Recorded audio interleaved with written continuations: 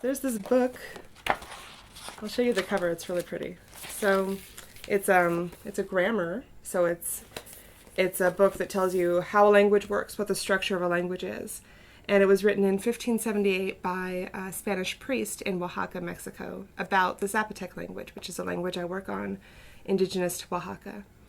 And he was writing this grammar to help, I think, other priests learn Zapotec for purposes of conversion. But it's like an amazing grammar. He was not a trained linguist, but he knew a lot. But the only way he understood grammar was through the Latin model. So this book is organized like a Latin grammar. So it starts out with like declensions of nouns, so like nominative, genitive, right?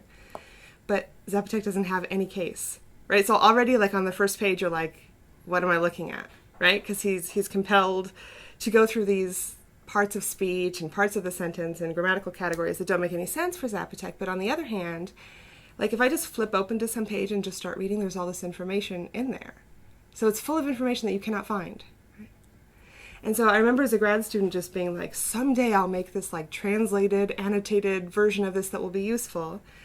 But every time I thought about it, I just ended up like with another book in my mind. So like the same book, but like with all these footnotes. And somehow that wasn't like, that didn't seem the solution, but I didn't know what the solution could be. And I think it was my first week here as new faculty members, they took us around to meet various people on campus. And one day was our library day. And I was just telling Lori Allen briefly about my project, and she's like, I know what you need.